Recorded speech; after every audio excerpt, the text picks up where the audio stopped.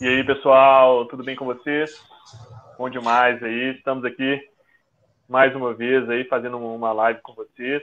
Já estou vendo que está chovendo de comentário aqui. É muito bacana ver aí um pouquinho a presença aí de cada cidade, estado diferente. Bom, meu nome é Renan, eu faço parte aqui da Mindmakers e também sou professor de História. Então, trabalho na disciplina de empreendedorismo criativo e também atuo no sexto ano Fundamental 2 até a primeira série do ensino médio, dando aula aí de História. Então, estamos aí hoje para a gente poder conversar um pouco sobre esse momento, como é que conduzir a comunidade escolar nesse contexto.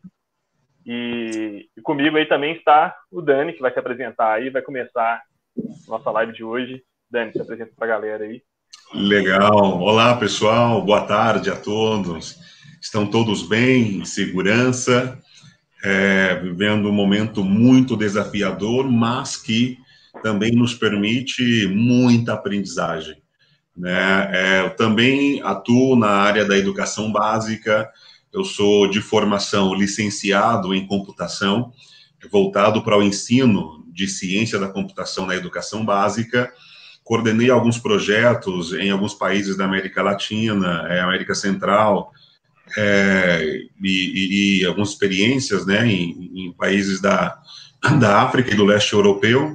No Brasil, atuo também na educação fundamental 2, ensino médio, e também prestando assessoria para as escolas em disciplinas inovadoras, junto a soluções complementares da companhia, né, da Somos Educação.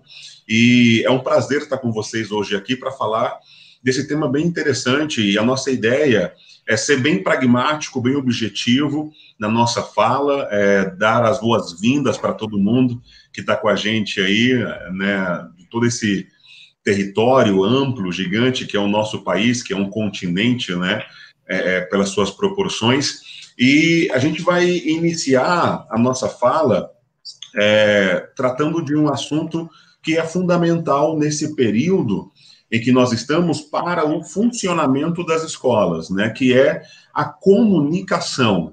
De que forma a escola pode se organizar para propiciar uma comunicação eficiente, assertiva. E é sobre isso que a gente vai falar neste momento. E eu vou emprestar da ciência da computação, mais voltada ali para a área de protocolos de rede, né, de transmissão de dados, um nome técnico, que é esse que está aí na tela, que numa tradução livre seria aperto de mão em 3 etapas. E quando um computador envia qualquer dado, informação para outro computador, seja quando você abre uma página, por exemplo, de uma loja eletrônica e você envia esse pedido ao servidor daquela loja, né, daquele e-commerce.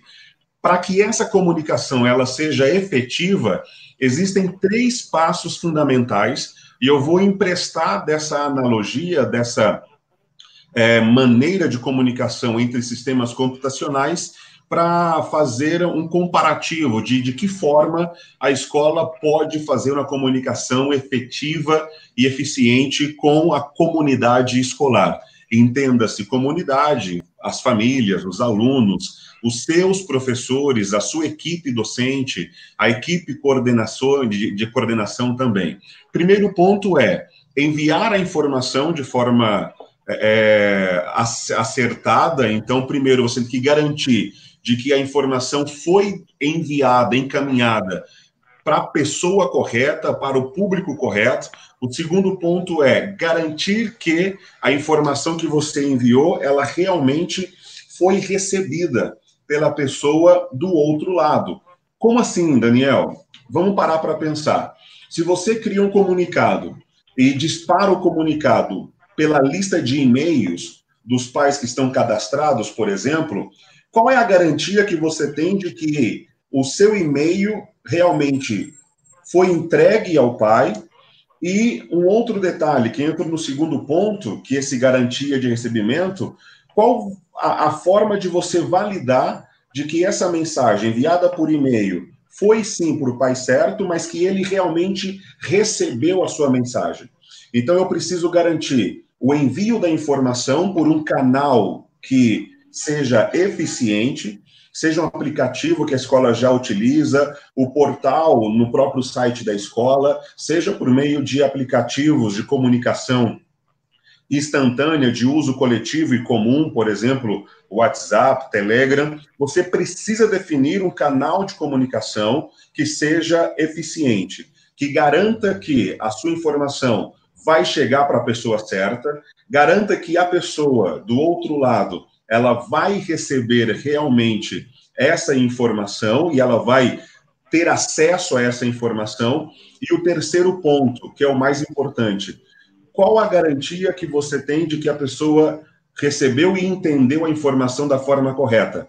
É a partir de uma resposta dela para você. Então, a comunicação eficiente é aquela que ambos os agentes participantes dela, né, minimamente duas pessoas, eles intercambiem os papéis. Uma vez a escola é quem emite a comunicação e a família, o aluno, os coordenadores, a equipe docente, é quem recebe a informação, e nessa comunicação também é necessário que a família ou o corpo docente emita a informação, o comunicado, a mensagem, para que a escola receba.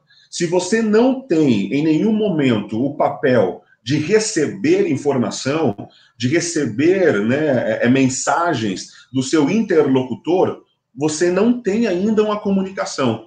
A comunicação, ela exige que ambos os agentes participantes dela exerçam a função tanto de emissor da mensagem em um momento e em um segundo momento ele recebe a mensagem.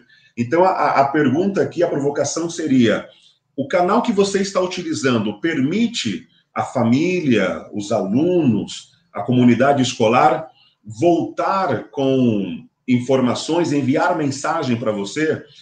Isso é um dado importante. Mesmo que você tenha um controle para isso, né?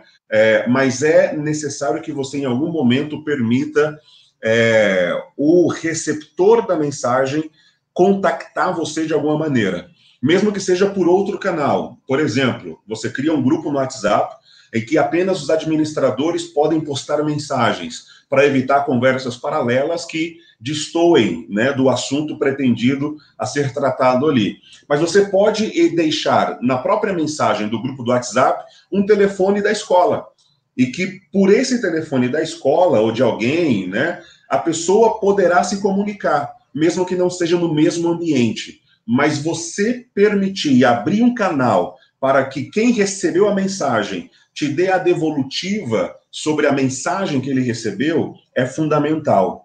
Porque anteriormente, né, quando a gente estava com aulas presenciais, os pais iam à escola, o aluno ia na escola, o encontro era físico. Em comunicação via plataformas digitais, você precisa garantir, portanto, esses 3 passos: que a mensagem é enviada, destinada à pessoa correta, que a pessoa recebe, entende a mensagem que você envia, e também que a pessoa tenha um canal de comunicação com o emissor da mensagem para poder haver uma comunicação, de fato, que faça sentido. E a gente vai agora, com o nosso colega Renan aqui, falar de um outro assunto muito importante.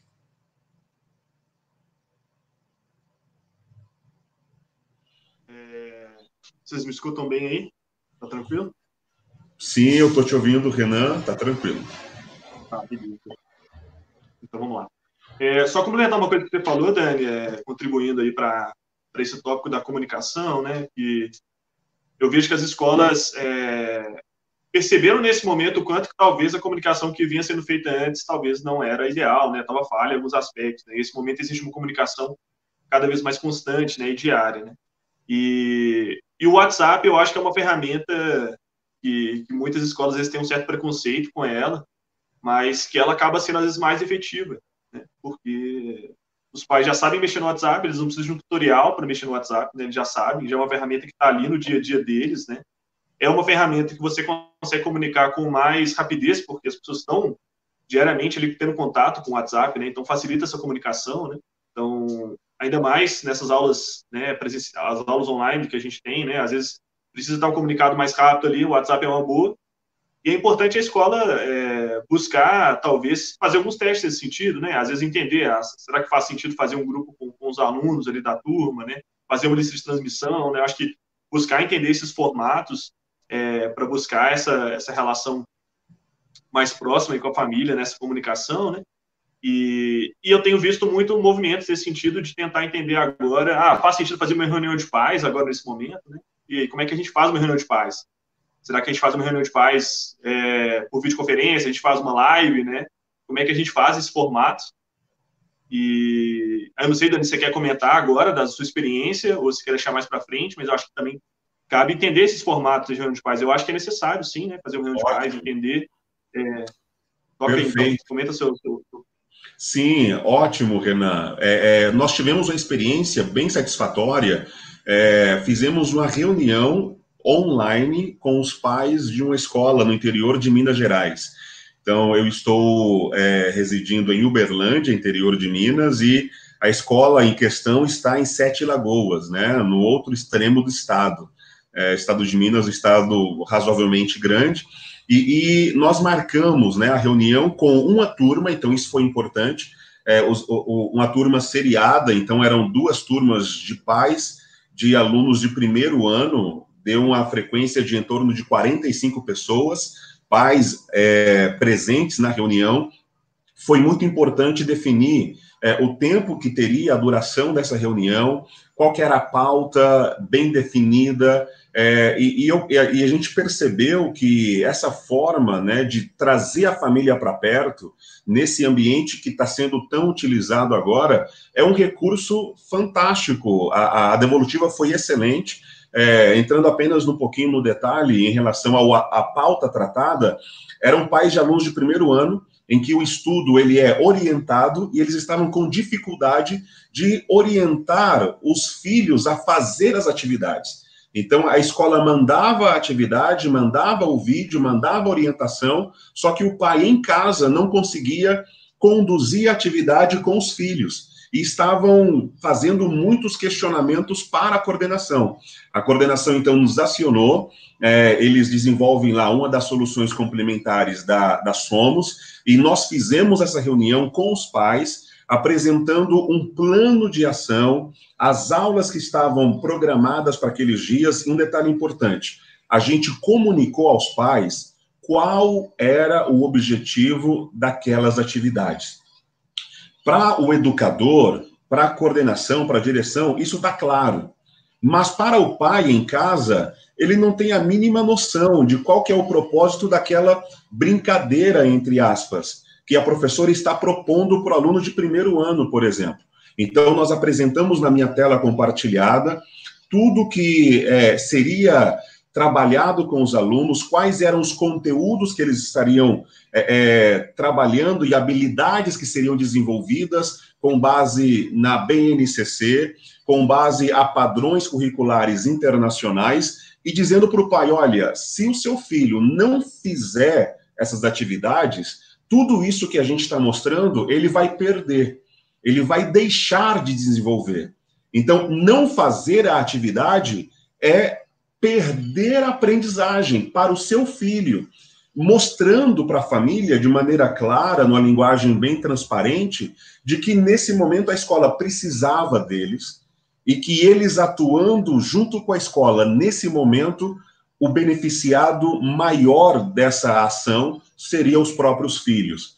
E tudo isso feito de maneira remota. Eu em Uberlândia, os pais em Sete Lagoas, um outro assessor nosso de atendimento em Belo Horizonte, e a reunião aconteceu de forma bastante satisfatória. Os retornos que a coordenação teve depois foram muito interessantes, e vamos mostrar para vocês depois, mais à frente, algumas fotos, né, dos pais em casa, depois dessa reunião, ajudando os filhos a fazer as atividades. Então, é possível essa comunicação assertiva, de maneira eficiente, mesmo em plataformas digitais. Contigo, Renan. Pô, Dani, e às vezes vai dar trabalho, né, gente? Tem que pensar essa logística, né, de talvez como é que os pais vão entrar, essa organização, mas eu acho que cabe a gente ter esse cuidado, né, para a gente poder alinhar. Eu acho que alinhamento uma palavra-chave nesse momento com os pais, né, para eles estarem bem conectados com a gente. E aí a Gabriele fez uma pergunta aqui muito boa, que ela perguntou como é que a gente pode fazer uma pesquisa de satisfação, né? E uma ótima pergunta, né? Eu acho que o Google Forms é uma ótima ferramenta, assim, dá para fazer lá com uma, duas perguntas, manda o link, o pai responde, a gente consegue já tabular esse retorno, né? Às vezes 2 perguntas simples, né? Coloca lá de 0 a 10, como é que você está enxergando aí a nossa adaptação de ensino remoto, um espaço para sugestões e comentários, né? E com essas informações você já consegue me munir muito para ter esse feedback, né? Como é que está indo para os alunos, como é que está indo para os pais, esse ensino remoto que está sendo usado, né? Então, acho que vou pedir depois para o pessoal aí que tá ajudando a gente aqui a compartilhar o link aí. Eu trouxe um exemplozinho aí de um Google Forms aí, eu vou colocar aí para vocês, para vocês terem uma ideia, mais ou menos um modelo assim, de pesquisa de satisfação, que pode ser interessante de vocês dispararem aí para os pais, né, das famílias, né, para avaliar esse momento. E aí, gente, só para complementar uma coisa que o Dani falou também lá no início, que eu acho que também para situar vocês do que a gente vai tratar aqui hoje, né?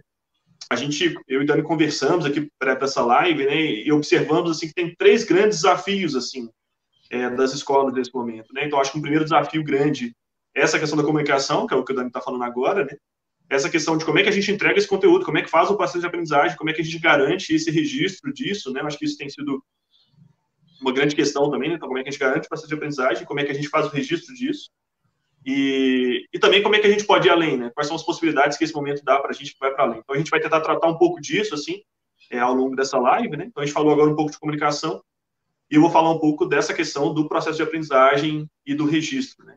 Então, uma questão que a gente bebe essa referência aí, né, na própria educação à distância, né? E aí são termos que a gente está começando a familiarizar mais agora, né?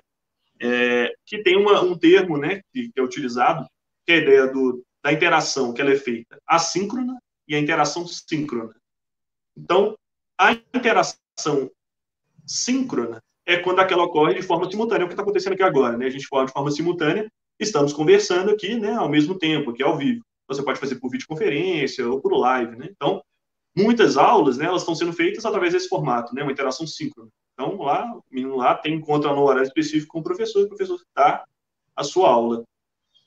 Quais que são as vantagens desse formato, né? O que isso traz de interação interessante lá para o processo de aprendizagem? É um formato mais próximo na sala de aula presencial, né? Então, a gente tem rola um pouco mais de interação ali, né? Então, está mais próximo, a gente se sente um pouco mais confortável com isso, tanto os alunos quanto os professores, por permitir essa interação em tempo real, né, com os alunos.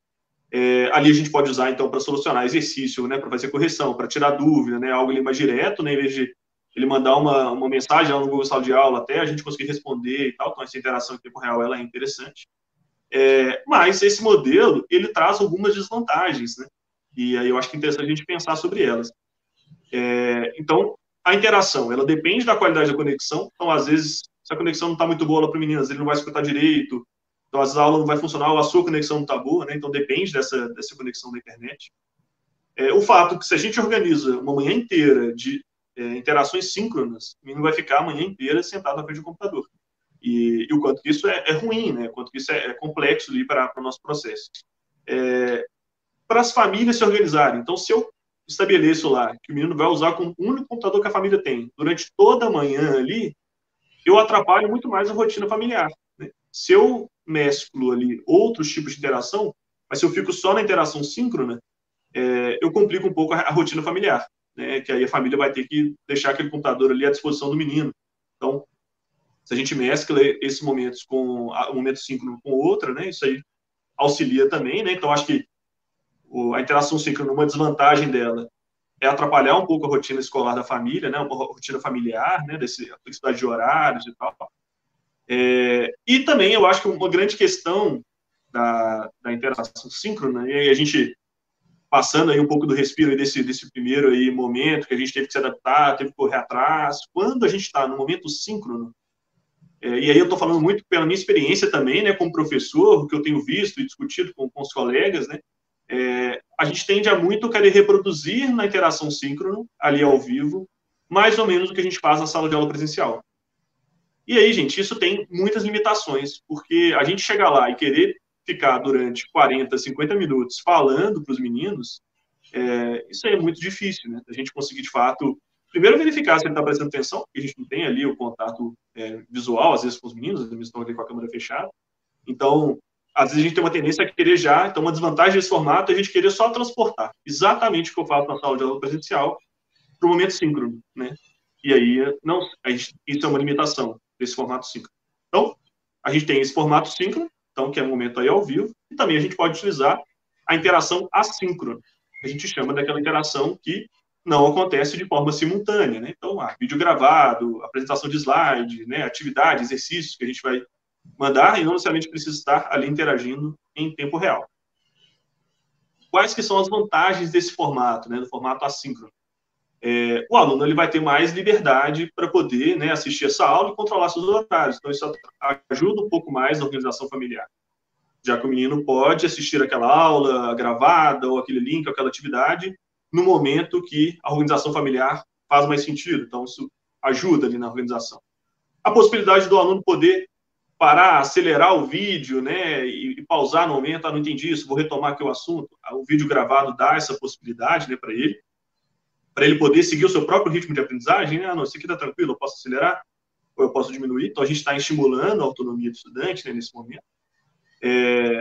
Facilita também a eliminação da barreira da timidez, né, por parte do aluno, porque às vezes na interação síncrona, os alunos ficam com vergonha, né, de falar no áudio, ficam com vergonha de interagir, e no momento assíncrono, às vezes ele vai estar mais disposto, ou mais tranquilo ali para poder enviar sua dúvida, né, enviar sua pergunta, para você dialogar com ele.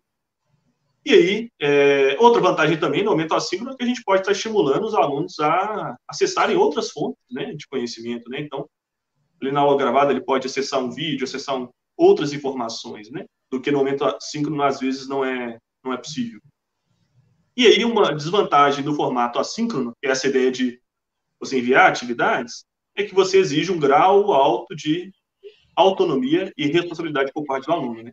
Então aquele famoso, vou ficar mandando, mas será que eles vão fazer? Será que eles vão se engajar? É o nosso grande desafio, né? Vou mandar uma atividade, mas será que de fato ele vai fazer, né? Como é que eu consigo manter esse engajamento do estudante, né? Então, é uma desvantagem desse formato. Conseguir um engajamento dele é um pouco mais fácil, né? Sem essa interação ali em tempo real, às vezes isso atrapalha, né? E nem todos os conteúdos, muitas vezes, funcionam, né, nesse momento assíncrono, né? Então, às vezes tem aquele conteúdo que você dá e que às vezes ele não funciona, às vezes a gente precisa, né? Sente falta dessa interação em tempo real. Então, o que eu tenho... Você quer comentar, Dani? Não, legal, exatamente isso. Porque às vezes o nome assusta, né, Renan? O pessoal ouve falar de síncrono, assíncrono, e só um exemplo bem simples aqui. O síncrono, imagina a chamada por telefone. Você precisa da outra pessoa do outro lado, naquele momento, exatamente naquele espaço de tempo, para que a comunicação aconteça. E o assíncrono seria o e-mail. Você manda o e-mail e você não depende da pessoa online com a caixa de mensagens aberta naquele momento para ela ter acesso àquela informação.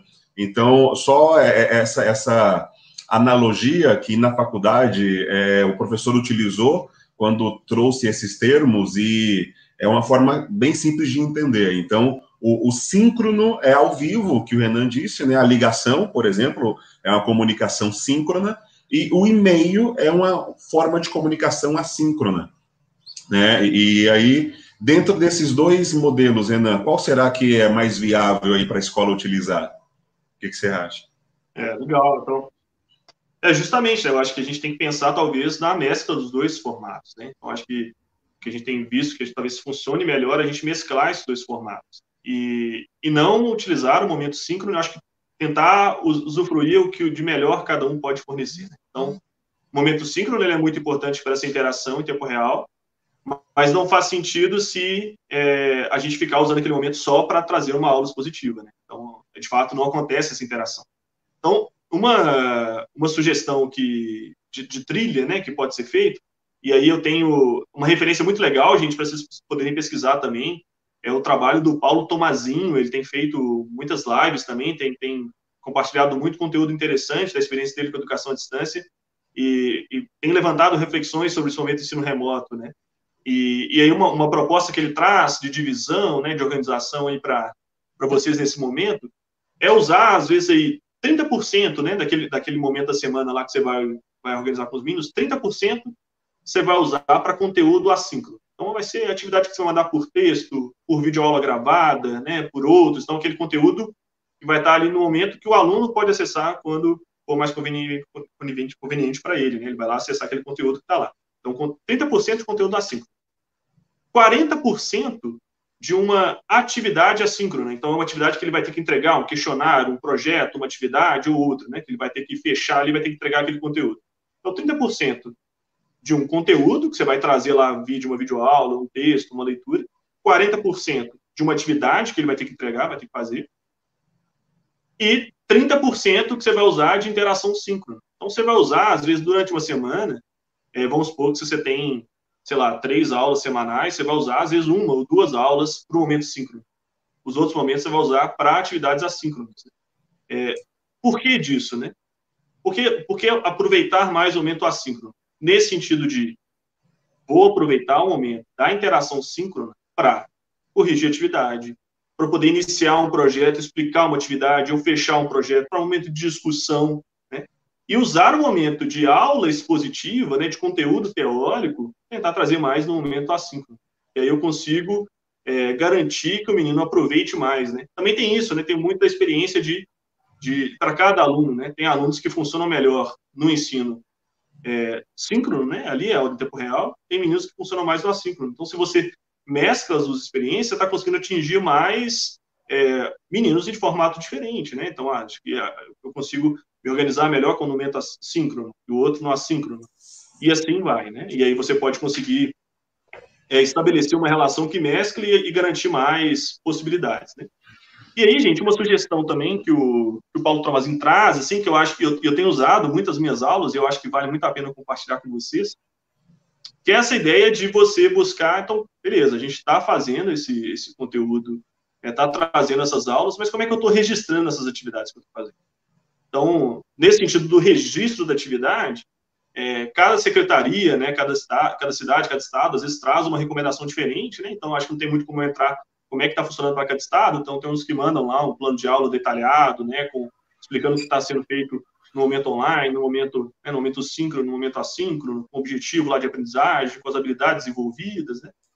E também tem alguns locais, né, que estão utilizando muito o Google Forms como uma forma da gente garantir a interação e o registro dessa atividade. Então, eu vejo 2 formas que dá para utilizar, né? Primeiro, uma atividade, usar o Google Forms, então colocar lá uma identificação do aluno, né, o nome dele, a turma, talvez fazer alguma pergunta lá, dar um espaço para sugestões, e aí quando você envia isso logo no final da aula, na interação síncrona, você consegue garantir uma lista de presença, fazer uma chamada dos meninos, né? Porque o Google Forms ele já vai disponibilizar uma tabela com o horário que o menino preencheu aquela atividade. Então, é uma forma dele poder garantir esse processo, né? Então, registrando lá que aquela atividade foi feita naquele momento.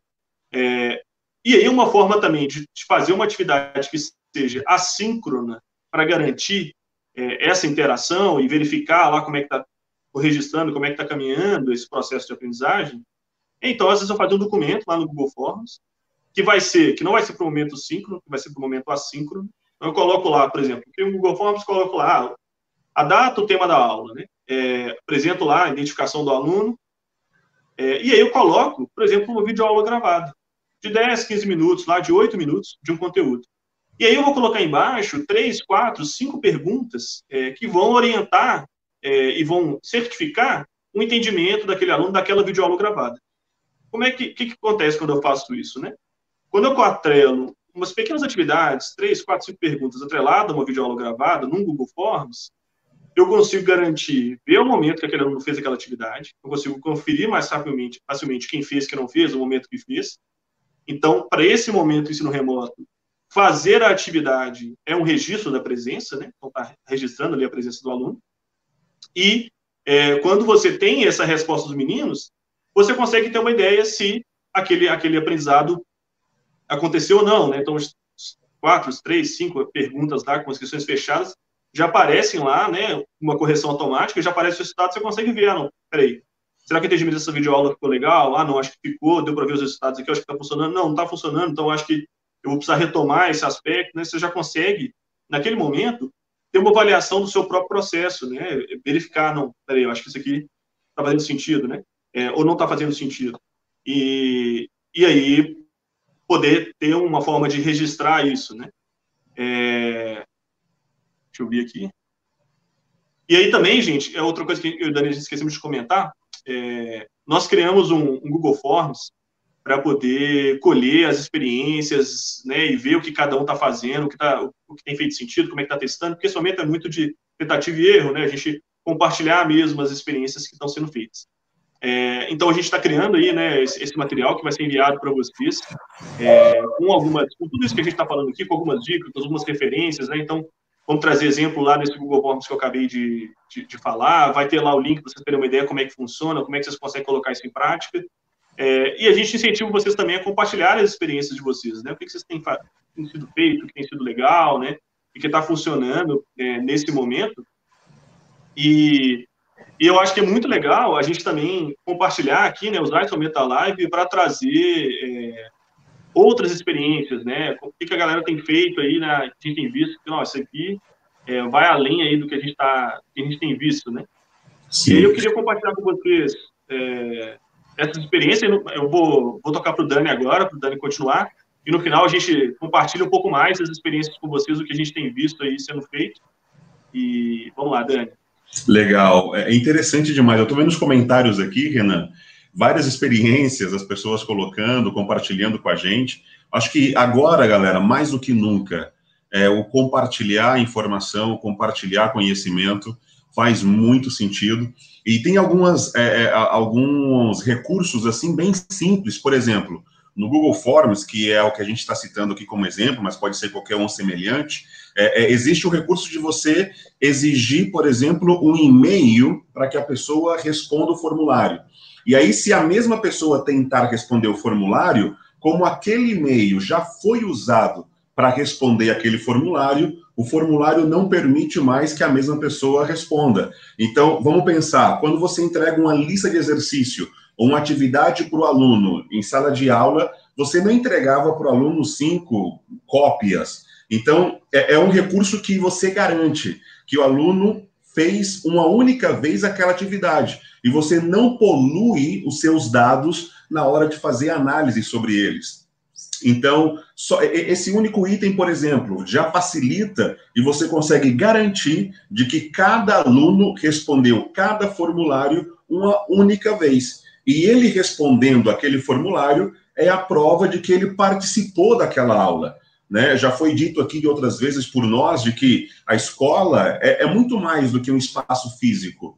A escola são professores, são alunos. Tanto é que as escolas hoje são apenas edificações vazias. E a escola está acontecendo. A escola está viva dentro das casas dos professores e dos alunos, porque são eles quem faz a educação. Então, você pode fazer com que o aluno, mesmo em casa, você registre a atividade, garantindo que aquela aula ministrada, nessa proporção aí que eu achei bem interessante, que o Renan traz, né, com base às leituras e pesquisas feitas, se você tem lá uma disciplina que tem 1 hora aula por semana, na grade formal, você faz a mesma proporção. Chama a sua equipe e fala, olha, 30% da sua aula de 50 minutos vai ser de aula ao vivo.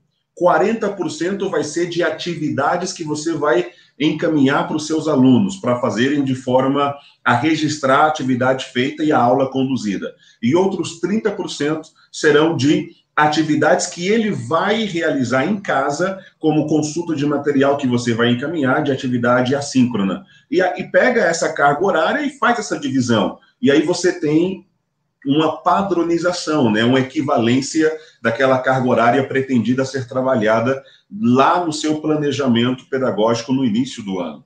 E há outro item bem interessante aqui que a gente pode falar, é que o ensino remoto, né, ou a educação remota emergencial, ela propicia muitas outras possibilidades. Há um relato, e aí o Renan pode dizer para a gente, por exemplo, uma aula de história em que, se trabalhando sobre cultura astecas, incas e os maias, você convide alguém, né, do México para falar sobre a cultura asteca, maia e inca naquela região, com os alunos nesse momento síncrono. E o que eu estou dizendo aqui agora foi algo que o Renan fez, né? A gente pode comentar depois, mais para o final, Renan, se quiser, porque a gente tem alguns convidados aqui também, né? Porque nós acreditamos que o conhecimento, ele vale muito mais quando é compartilhado, né? Você saber, mas o que você sabe não atende, não auxilia a outra pessoa, o seu saber, ele é subutilizado. A gente entende que o conhecimento, ele vale muito quando compartilhado, e por isso eu quero convidar agora alguém muito especial, é a professora Ana Lúcia. Ela é professora e com pós-graduação em ensino infantil, que é um público que a gente está percebendo bastante vulnerável e afetado por esse cenário. Educação infantil está sendo um público que a gente está tendo muita dificuldade em se trabalhar. A partir de pesquisas que nós fizemos com vocês, gestores, professores, escolas, e por isso trouxemos aqui hoje a prof. Ana Lúcia, nossa equipe que está aí com a gente nos bastidores, o staff, pode colocar a prof. Ana Lúcia com a gente na tela. Prof, está nos ouvindo? Sim, estou ouvindo. Tudo bem? Tudo bem, professora, é um prazer ter você aqui com a gente. E eu quero, primeiro, que você se apresente de forma breve e agradecer a sua presença conosco aqui. Também agradeço a oportunidade, né? Como todos já falaram, nós estamos num momento de adaptação, de desafio, e temos que buscar o fortalecimento através do conhecimento mesmo, né? De compartilhar. Bom, a minha graduação é em psicologia e especialização em psicopedagogia. Mas a primeiro trabalho foi na escola e eu já me apaixonei, né, por todo aquele ambiente escolar.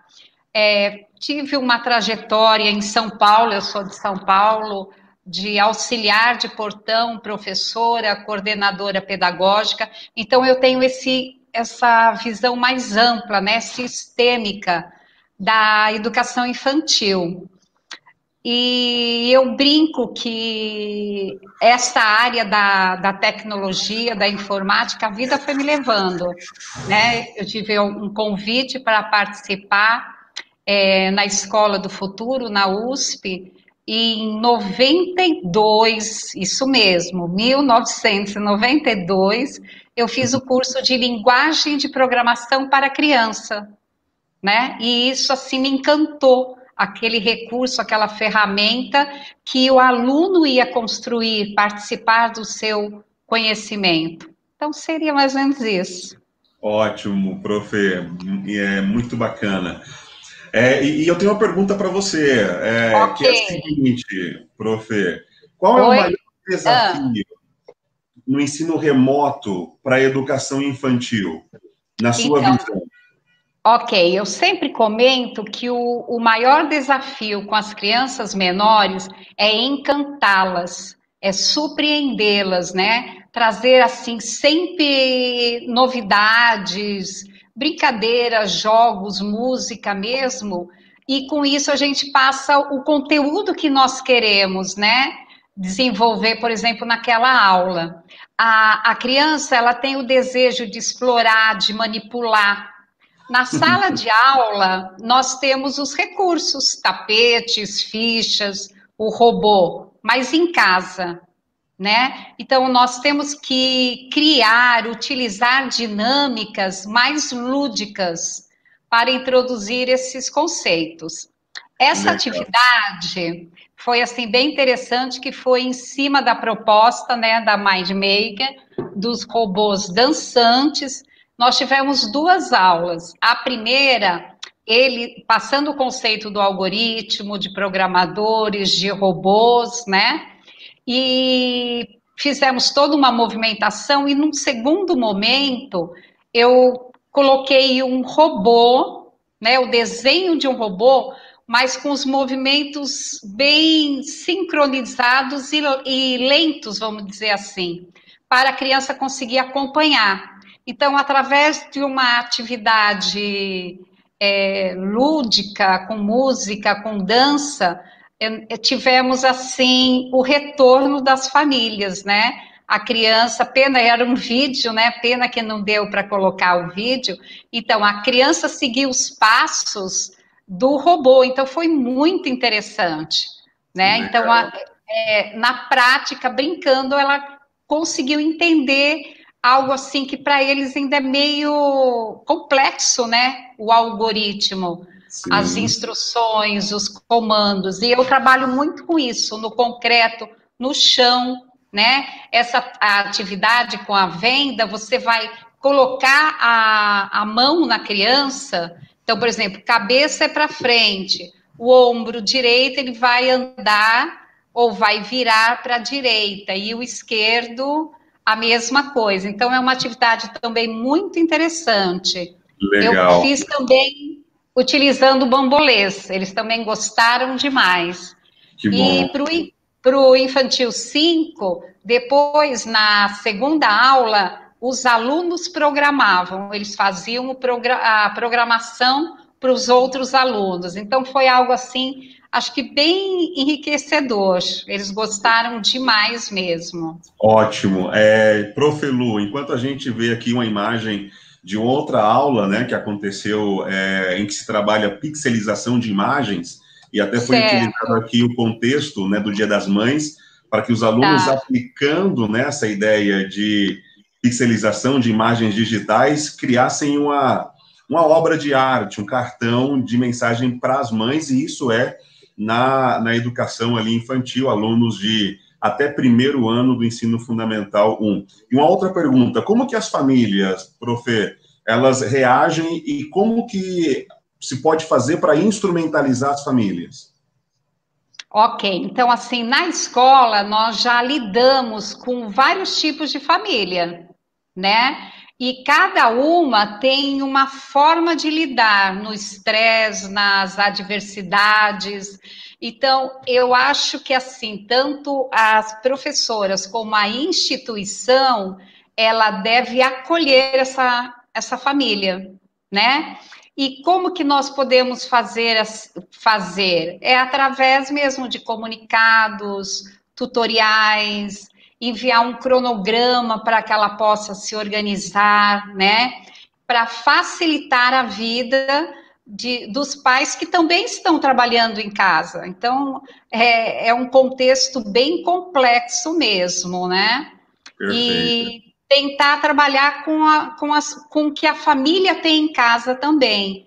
Não sugerir nenhuma atividade que ele tenha que sair para comprar, porque a proposta fique em casa.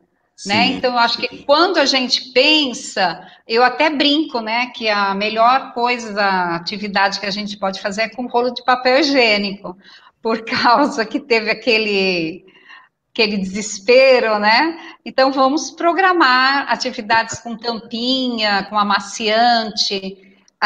Daniel, eu fiz até eu peguei uma tampa de amaciante, que é alto, e coloquei uma seta.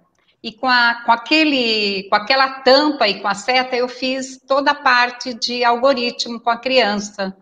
Fiz um labirinto, onde em casa eu também poderia fazer. Poderia ser no chão, poderia ser numa folha A4. Então, passar para o pai essa flexibilidade, vamos dizer assim. Ótimo. E, prof. Ana Lua, só deixando aqui um recado para o pessoal, reforçando que todas essas experiências que a gente está percebendo, né, de pessoas fazendo atividades em casa, atuando em casa, com o que se tem em casa, estará compilado nesse material que vocês vão receber, tá? No e-mail de agradecimento, fiquem atentos ao e-mail de vocês. Lá vai estar um documento em que a gente traz todos esses assuntos que a gente está abordando aqui de forma bem resumida. Você vai ter esse material para consulta e essas experiências aqui estarão lá também nesse documento. Uma última perguntinha, professora Lúcia.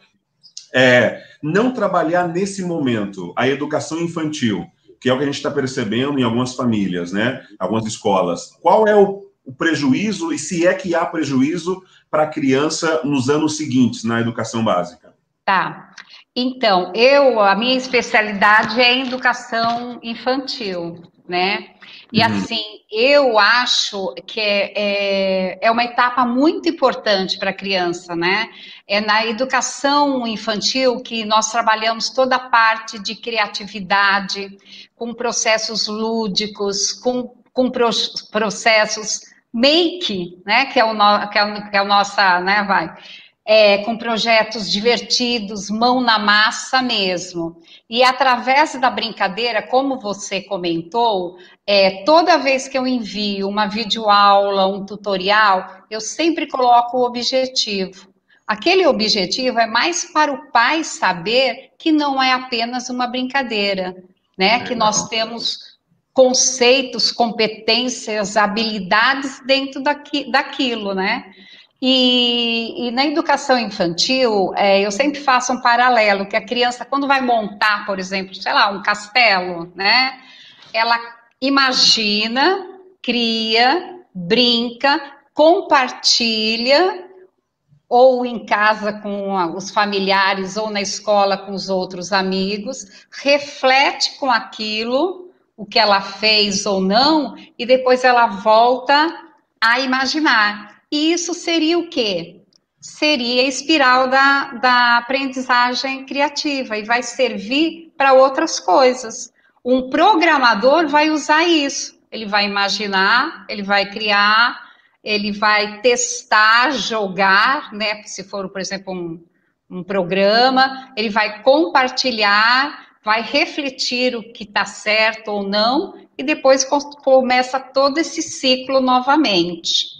Tá, né? Muito interessante. Então, certamente, acho que vale muito as escolas fazer esse comunicado para as famílias, né, tentando conscientizar da perda que se teria, né, na aprendizagem nos próximos anos para essa criança, caso ela se ausente agora de atividade didático-pedagógica. Infelizmente, prof. Lu, oi. Tempo... tá. Posso só falar o finalzinho, então? Por favor.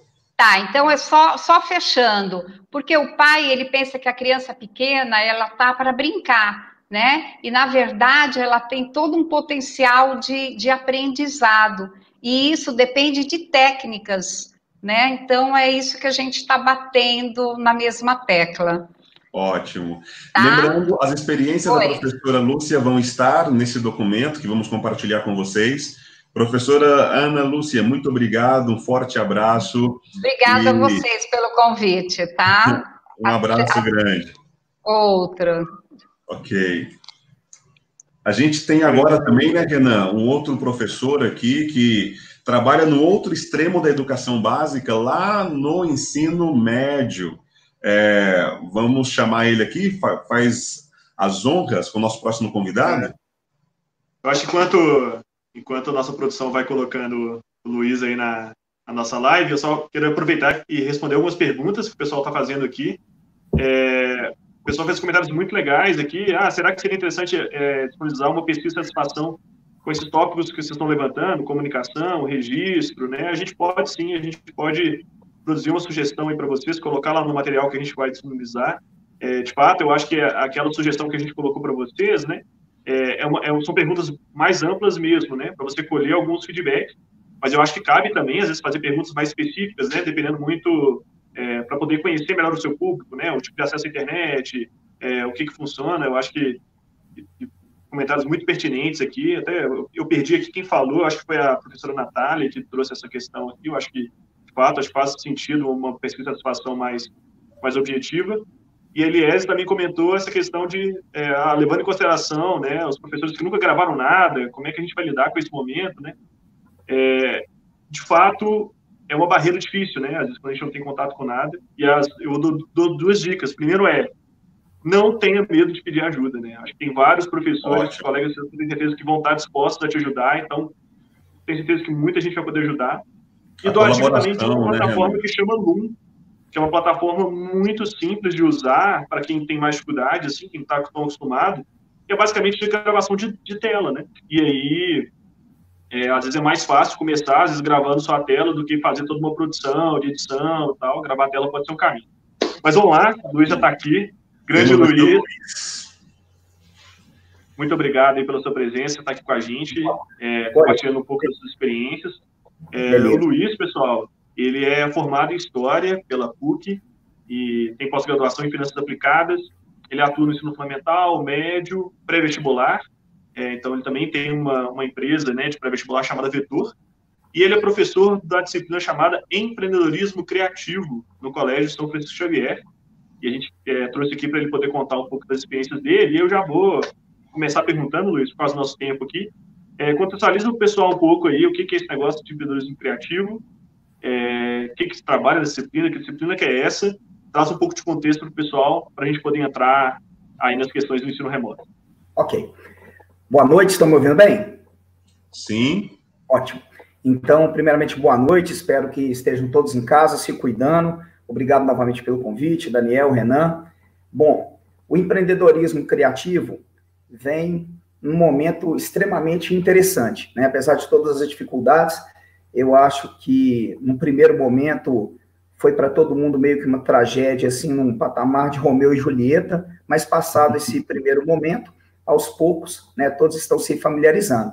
Um ponto muito importante, né, a ser colocado, o Renan citou isso no início, a heterogeneidade das famílias em relação a suporte técnico, em relação até mesmo a quantidade de dispositivos, então os desafios são muitos. Na verdade, o que o empreendedorismo traz, né, o nome, a gente faz isso com o aluno no primeiro momento, lembra o quê? Abrir uma empresa, mas nós queremos mostrar que não. Nós queremos mostrar que empreendedorismo é uma atitude de vida, que empreendedorismo é algo que se pratica em todos os níveis, em todos os nichos, e vocês podem ter certeza que é uma disciplina que vem para agregar competências e habilidades. Nós estamos desenvolvendo nos alunos uma grande autossuficiência, né? Nós veremos isso através dos nossos projetos, e o objetivo é exatamente mostrar isso, que em qualquer momento da vida é necessário empreender. E poucas vezes, eu creio que no Brasil, nas últimas décadas, nós tivemos tanta necessidade de empreender como agora. Tudo que foi dito pelos colegas está ligado a um momento de dificuldade que exige criatividade para que nós possamos sair de todos esses problemas. Legal demais, Luiz. Show de bola. E eu queria saber como é que você está lidando com esse momento, porque é uma disciplina que tem muitas atividades práticas, né? Assim, muita movimentação ali. Como é que vocês fizeram ali? Como é que está sendo esse momento de adaptar isso, né? Para esse ensino remoto, né? Já que é uma disciplina que tem muitas dinâmicas, muitas atividades coletivas. Como é que está sendo essa adaptação? Você enxerga aí enfim, como é que tem sido aí para você nesse momento? Bom, eu creio que o gancho com a pergunta anterior é exatamente esse, né? A gente abre essa disciplina tentando justificar para o aluno o que nós estamos fazendo aqui, né? Mostrando para ele que a inteligência é a capacidade de resolver problemas, e que diante de um problema nós precisamos ter, né, a questão da criatividade. E, repetindo, quantas vezes, né, as pessoas que estão nos vendo agora se lembram de terem sido obrigadas a usar tanto a criatividade como agora, tá certo? Nas questões comportamentais, no seu cotidiano, na sua forma de trabalhar, na sua forma de estudar, na sua forma de se relacionar, né? Nós sabemos que depois que tudo isso acabar, né, parafraseando Milton Nascimento aqui, nada será como antes. Então, nós trouxemos aqui exatamente um projeto chamado Design Thinking. Esse projeto parte do princípio de que o aluno tem que passar por algumas etapas, né? Então, tem toda uma questão conceitual também. O aluno precisa empatizar, ou seja, ele precisa entrar na mente do seu cliente. Foi proposto a ele fabricar uma cadeira para um determinado cliente. Eles receberam como clientes personagens da série Os Simpsons, com características diversas. Então, nós temos o vovô Abe, que é um idoso, nós temos, né, a Lisa, que é uma menina de 8 anos, nós temos o astronauta, que é o Neil Armstrong, nós temos, né, a Meg, que é um bebê, e os alunos tinham que passar por todo esse processo do Design Thinking, que é exatamente o que eu acabei de dizer. O aluno ele tem que, no primeiro momento, empatizar, depois ele tem que definir, né, e aí o aluno aprende a planejar, depois ele tem que idear, é o momento do brainstorm, é o momento em que o aluno, né, vai jogar ideias, depois ele tem que prototipar, olha o que eles fizeram aí, protótipos, para no final validar. Então, é uma questão que pode ser levada para o mundo corporativo. Vocês vejam, gente, a capacidade que esses jovens, né, do 9º, 1º e 2º ano têm, né, de imaginar uma cadeira, por exemplo, né, cujo encosto seja igual ao cabelo da Lisa. Nós tivemos uma cadeira para bebês feita para a Meg, que tinha o formato da mãe dela, quer dizer, o aluno ali teve a capacidade de pensar que um bebê se sentiria acolhido, sentado numa cadeira que lembra a sua mãe. O vovô Abe lutou na Segunda Guerra Mundial, então o rapaz aí, ó, fez questão de colocar estampa militar. Então, nós estamos descobrindo, né, que a capacidade desses alunos, né, de produzir diante de um cenário em que você joga, não tem problema errar, não tem problema ter ideias loucas, ninguém precisa ser especialista em nada, tá certo? Então, existem várias dinâmicas que mostram exatamente isso. E esse desafio de pegar uma disciplina que boa parte acontece com dinâmicas e colocá-la no mundo virtual, nos exige, como facilitadores, exatamente ampliação da capacidade de empreender. Então, como eu disse, é um momento muito difícil, mas um momento de muito aprendizado, tá certo? Com certeza isso vai ficar e os meninos não vão se esquecer. Bom, bacana demais, Luiz. Eu acho que é interessante esse projeto que o Luiz está mostrando, gente, porque gera essa dúvida, né? Como é que a gente vai para isso no remoto? Será que eles vão fazer a cadeira? Será que eles vão se colocar no projeto? Né? Já que agora tem essa autonomia toda para eles, e a prova é que eles se engajaram, né, com a atividade, mesmo assim, né? Eu acho que está muito de puxar esse engajamento dos meninos, fazer uma atividade que faça sentido, deixar ela bem explicada. Eu acho que tudo isso ajuda. E é muito legal que esse desafio, gente, está muito baseado na lógica de tentativa e erro. Então, vamos lá, vamos tentar, vamos ver se funciona, não funciona, vamos tentar outra coisa e tal. E é isso que a gente precisa para esse momento também, gente. Eu estou vendo muitos comentários aqui, às vezes nós professores, a gente fica se cobrando demais para de uma hora para outra já estar conseguindo fazer isso no remoto perfeito, e a gente não vai conseguir fazer de uma hora para outra, né? A gente vai tendo que testar e sentir, não, eu vou testar essa ferramenta aqui, eu vou fazer um tutorial disso, né? Vou ali aproveitando a oportunidade, né? Então, por isso, eu vi muita gente perguntando aí da plataforma, né? Da plataforma de gravação de tela, é isso, né? Você não vai começar de uma hora para outra fazendo o melhor videoaula gravada do mundo, né? Começa, às vezes, gravando ali a tela do PowerPoint, e às vezes vai avançando aos poucos, né? Então, acho que foi bacana o Luiz estar trazendo esse exemplo do desafio da cadeira, que eu acho que conecta com esse momento também, né? De prototipar, testar, errar. E é isso, queria agradecer demais a presença do Luiz. Obrigado, Luiz, pela sua presença, por compartilhar aí da sua prática. Ok. Muito obrigado, viu? Obrigado a você, gente. Um abraço. Valeu demais, Luiz. Abração. Eu acho que é isso, né, Renan? Acho que a gente já até passou do susto, né? Analisando a escola por dentro, a primeira semana foi um caos, né? E a gente está percebendo que hoje já, tanto comunidade escolar quanto famílias entenderam que é um desafio que vai ser superado se todos fizerem, né? Se todos participarem.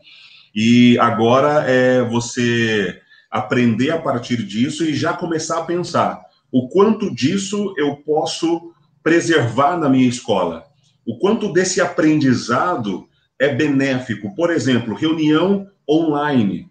Era um enorme sacrifício você levar os pais para a escola, porque trabalha, chega tarde, grandes metrópoles, o deslocamento de casa para o trabalho e do trabalho para casa são horas no engarrafamento, no trânsito. E imagina as escolas, a partir de agora, portanto, formatando o modelo de reuniões online, com registro de presença, de satisfação, dando retorno dessas pesquisas para as famílias, compartilhando a tela, imagens de projetos, de qual que é o propósito da escola, enfim, há muito do que estamos fazendo agora por necessidade que deve ficar dentro da escola, porque foi um ganho, foi aprendizado. Da minha parte, eu quero já ir me despedindo, deixando, portanto, esse registro de que agora mais do que nunca, a colaboração, o compartilhar ideias, o ajudar-nos mutuamente é o que vai fazer total diferença. Meu muito obrigado e a gente se vê em uma próxima transmissão. Obrigado, Renan, pela companhia. Obrigado, professora Ana Lúcia, e obrigado ao Luiz. Contigo, Renan, palavras finais. Eu só comentar um negócio aqui para a gente encerrar a nossa live. Que a gente acabou prometendo compartilhar algumas experiências que a gente não compartilhou, então, gente, vou tentar ser o mais breve possível. mas é o que o Dani comentou, né? E é interessante a gente tentar observar também, gente, aquilo que esse momento pode dar para a gente, que em outro momento é muito mais difícil de ser feito. Então, quais são as possibilidades que o ensino online traz para a gente? Então, eu fiz uma experiência com os meus alunos de primeira série do ensino médio. Eu trouxe uma colega, uma historiadora mexicana, para participar da aula. E ela deu uma aula para eles sobre as culturas maias, a cultura maia, a cultura asteca, e foi uma aula muito legal, né? A nossa aula estava prevista para ser 30 minutos, 40 minutos, a gente ficou 1h30, e os meninos não arredaram o pé, queriam mais, né? Então, é possível fazer isso porque agora está muito mais fácil, né? Já está todo mundo na videoconferência, então, para ela entrar é muito mais fácil, né, de ser feito isso. Eu queria também deixar o registro, gente, do Colégio Imaculada Conceição, lá em Belo Horizonte, que eles fizeram uma atividade muito legal, que foi fazer um dia D com a terceira série do ensino médio. Então, eles fizeram um dia D da terceira série do ensino médio online. Sabe aquele dia D que as pessoas vêm fantasiadas, né?